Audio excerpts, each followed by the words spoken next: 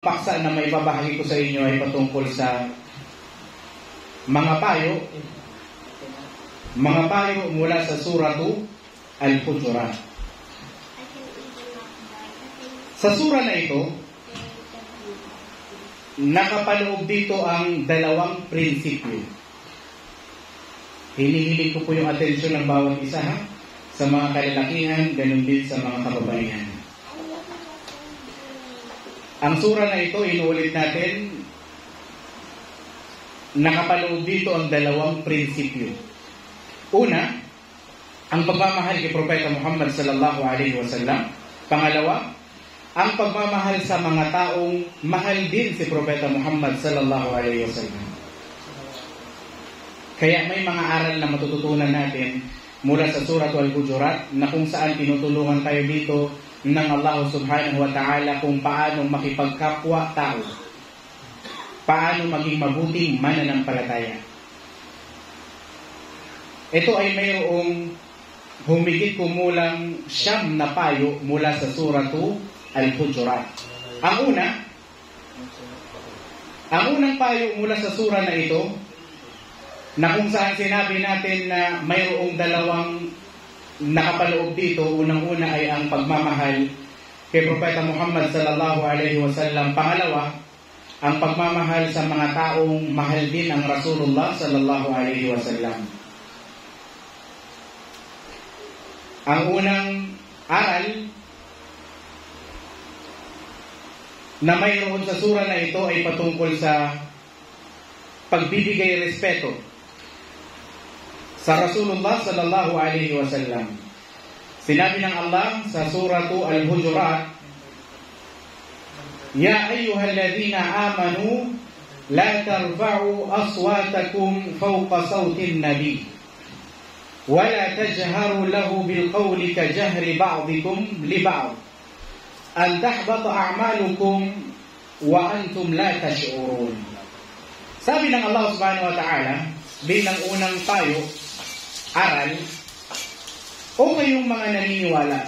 Kung sa palagay natin, kabilang tayo sa naniniwala, sumasampalataya sa Allah subhanahu wa ta'ala, kabilang ka dito sa tinatawag ng Allah subhanahu wa ta'ala. Kanya sinabi, sabi ng Allah subhanahu wa ta'ala sa pinakamalapit na pagkakasalin, o kayong mga naniniwala, huwag ninyong itataas ang inyong mga tinig, ang inyong mga boses, nang higit sa tinig ni Propeta Muhammad sallallahu alaihi wasallam, at huwag ninyong gagawing malakas ang pakikipag-usap sa kanya tulad ng karaniwang pakikipag-usap nyo sa ibang mga tao.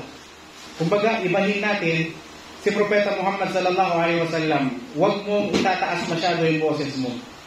Pagre-respeto yun. At kapag nakipag-usap ka kay Propeta sallallahu alaihi wasallam, huwag mo siyang kausapin kung paano ka mangusap sa ibang mga tao. Ibahin mo ang Rasulullah sallallahu alaihi wasallam. Upang huwag na hindi mawalan ng halaga ang inyong mga gawa habang ito ay hindi ninyo namamalayan. Unang payo, sinabi natin, ang pagbibigay respeto kay Propeta Muhammad sallallahu alaihi wasallam. Ngayon, hindi na natin nakadaupang palad ang Propeta sallallahu alaihi wasallam. Ang mga sahaba radiyallahu anhum lang ang nakaabot sa kanya. Paano natin isasabuhay yung number 1 na payo sa pagre-respeto na kung saan huwag natin itataas yung tinig natin, huwag tayong mangusap sa kanya kung paano makipag-usap sa pangkaraniwang mga tao. Masasabuhay pa rin natin ito sa pamamagitan ng mananahimik ka kapag binabasa ang Quran. Mananahimik ka kapag binabasa yung mga hadith ng Rasulullah sallallahu alaihi wasallam. Paano mo isasabuhay yung huwag kang makikipag-usap kay Propeta sallallahu alaihi wasallam na parang nakikipag-usap ka lang sa mga pangkaraniwan? Paano? Kapag binabanggit sa harapan mo ang mga hadith ni Propeta sallallahu alaihi wasallam, huwag mo itong sasalungatin. Yan. Sa panahon natin ngayon, sinasalungat na, kinukutya pa. Kasi meron silang mga pride sa kanilang mga sarili na kung saan, ito yung nakasanayan ko mga gawain na hindi matatagpuan sa Quran at sa sunnah ng Rasulullah sallallahu alaihi wasallam, Ipaglalaban nila yung gawain na yan kahit hindi naman ginawa ni Propeta sallallahu alaihi wasallam. Ngayon, kung may respeto ka sa Rasulullah sallallahu alaihi wasallam at meron kang practice, kinalakihan mo na, galing sa probinsya mo, sa lugar ninyo, tinuro ng kaninunuan mo, tapos dumating sa iyo yung hadith na ito na babangga sa ginagawa mo, kunin mo yung kay Propeta sallallahu alaihi wasallam, huwag mo sasalungatin. Nakuha natin? So, sinasalungat kasi ng marami. Pag sinabing, haram yung ganito, ay hindi.